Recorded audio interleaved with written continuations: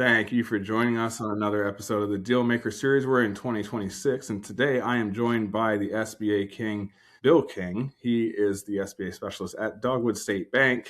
Bill, thank you for joining us today. Tell us a little bit about the bank and what you do. Yeah, thank you for having me. I've been in SBA lending probably 25 years now, working with various bank and non-bank lenders. I'm currently at Dogwood State Bank, which is a bank based in North Carolina. It has a very strong SBA shop.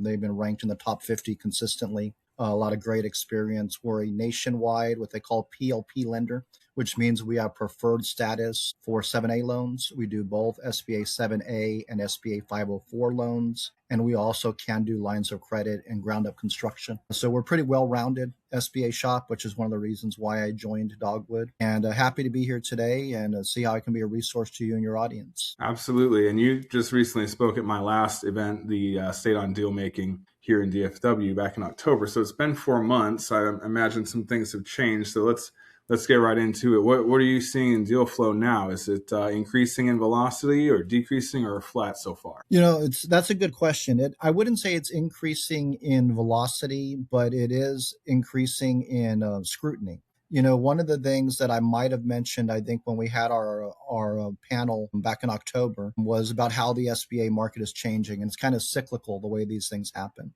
And I had spoke on another panel a couple of months ago through IMA, where I was sitting on a panel with other SBA bankers, but specifically the workout side, the guys that have to work the deals that go bad. And they had covered a few things that I thought was interesting and telling of what I'm seeing in the market.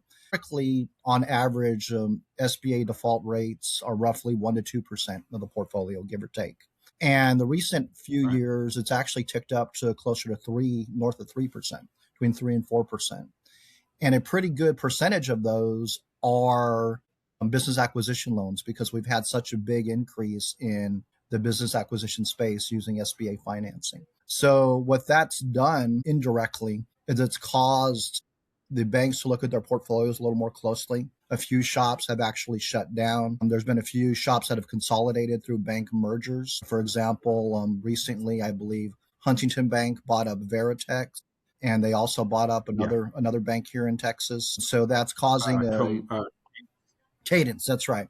So that's causing a consolidation of different options that borrowers had that are now consolidating under one option. And some of the other big SBA players are seeing some challenges in their portfolio. So they're being a little bit more selective in their deals, doing a little bit more due diligence. So I think that good deals are still moving forward, where the buyers are getting smarter. Lenders are being a little bit more cautious in what add backs they accept, where before, whenever you're looking at seller discretionary earnings, which is our version of adjusted EBITDA, in the 1 to 10 million space that we're talking about, they're being a little more selective of the add backs that they're allowing. So what that does is that modifies your SDE and also allows for, in essence, a lower multiple. And so it's causing deals that do work to have either a seller carryback component or a larger down payment or a combination of the two, to where at the end of the day, you're having two categories of deals. You're having deals that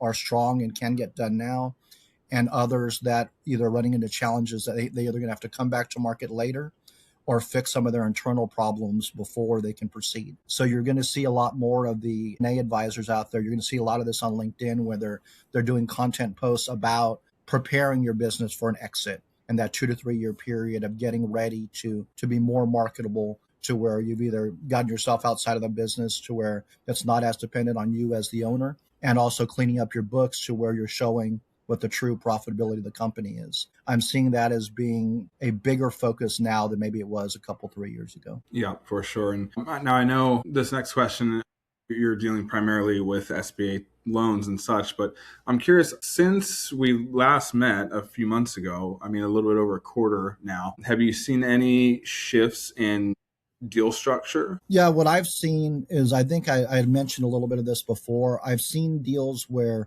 we're having to have more of a seller carryback component. And one thing that has been modified in the last few years in SBA lending is the ability to do a partial change of ownership, to where a seller will retain a portion of the business and maybe only sell 70, 80, 90% of it. Of course, a caveat to that is with the new SBA rules, that seller will need to guarantee the loan for 2 years. And one other thing I need to mention that I usually mention at the beginning when we're doing interviews like this is our discussion is just my opinion on stuff. It doesn't represent Dogwood Bank. It doesn't represent the SBA. It's just Bill's take on things. And so, but what I have been seeing in deals is For sure. more of a need for that additional structure where you need either a larger down payment component or you need a larger seller carryback. And also, I've been seeing more banks picky on post-closing liquidity because some of the deals that are going bad in the portfolios, as I've heard from some of the other workout lenders, is that the buyers are running out of money faster than they expect. So they either didn't have enough post-closing liquidity to start, or they didn't borrow enough to give them a buffer for the process of transitioning in as a new owner. So what's happening is when banks are analyzing the deal, one of the other flags that they're checking is how much post-closing liquidity does this borrower have to handle the initial year or so of absorbing and learning this business. Because no matter what experience level you're coming from, there's always a transition. You're always learning as a new business owner. Yeah. So it sounds like there's a need to have at least some sort of cushioning there in one form or another. What about industry or sectors? Are you seeing any new activity in the last quarter as we've kind of shifted into 2026? And I know we're really early into 26 still. This is the end of January, but are you seeing any sectors kind of pick up here in the last couple months? Yeah, you're seeing the sectors that were picking up are continuing to have steam, which are your home services businesses. I think I was looking at some of the top performing SBA lenders that I know at other shops that are top performing in the nation. And I believe in some of their analysis, they were having 30 to 40% of their business was in some trade related business, home services businesses, plumbing, HVAC, electricians. Those are still very popular. But I would say within that, there's a subsegment of the types of businesses that have recurring revenue in addition to new home construction. So for example, if you're looking at an HVAC or a plumbing company, if you have company A that maybe is 5-10 million in revenue, but they're very dependent on new construction versus company B that has similar revenue, but they do a lot of repeat service work. They have a lot of clients that need repair and maintenance, and then they also have a percentage in new construction. That second one is going to be more attractive. So what I have been seeing as businesses that are getting a better look are businesses that have some type of recurring revenue stream as a part of it, and also the profile where they're well managed and they're not as dependent on the owner, where they have some depth of management. That profile, regardless of industry, has stood out on deals that I've seen that have been successful. Yeah, for sure. What about economic forces? What forces are currently impacting deals, would you say? Well, you have, the economy is always changing for us. And, I know I've had one of the questions that we had in our normal questionnaire for borrowers on these transitions of deals is impacts of tariffs or the impacts of threats of tariffs on the deal. And I know a lot of that, I'm not getting into the politics of it, but that affects the import-export market, which indirectly affects a lot of these businesses, even if they're not directly importing or exporting, to where it affects their supply chain. So what I have seen is because of all the questions over the last year or so related to tariffs, and when we have, some of the supply chain issues, I've been seeing more analysis on critical supply side as well as customer side, where, once upon a time when we're analyzing a deal, you're focusing more on the revenue stream and making sure that they've got a good, strong client base and good projections. I'm also seeing more questions asked about who are your critical suppliers and what are your backup plans if that supplier is not available or is interrupted in some way. And so I've seen that as being some additional analysis on the economics. The interest rate environment seems to have settled down. We're below 7%, which I think is a psychological barrier for some people, or prime is currently 6.75, which your typical SBA deal is going to be anywhere from prime plus 1.5 to 3-ish, for M&A deals. So you're looking at a rate of, anywhere from 8.5 to 10%, give or take. And even that mental barrier of 10% for the high end of the rate has brought more, I believe, more buyers into the market that maybe were on the sidelines before. Yeah, that was a huge theme last year. I saw with, this sense that right in the beginning of 2025, it was supposed to be gangbusters, and then it wasn't for the interest rates and tariffs and all that kind of stuff. But then closer to the end of 25, we got these signals that we're going to lower rates, and then we actually did start lowering rates. And so it felt like there was this sense that, okay, 2026 is going to be it now, what 25 was supposed to be. And even I can't remember exactly which firm it was. It was one of the really large M&A firms I was reading a report from. They were expecting 2026 to be even higher on deal making, both in value and number of deals, higher than 2021, which was like the year, right, in the last several years we were coming out of COVID. But what are you thinking, or what are you feeling like? What are you seeing from your colleagues as far as this year? We're coming into it. Again, it's early, but are you getting that sense that 2026 will be substantially better than 2025? Yeah, we are seeing a lot of looks at deals. As I had mentioned earlier, underwriting has been a little bit pickier on deals across the board, not just, at our shop specifically. But I've been seeing the due diligence process has been a little more intense on the under $5-10 million deals than I think it once was. But the prepared sellers and the buyers that stay on top of things, and the ones that are working with the good M&A advisors that know the process, know how to prepare the seller, know how to gather the information as it's needed, they are doing better in getting deals through the process for sure. Yeah.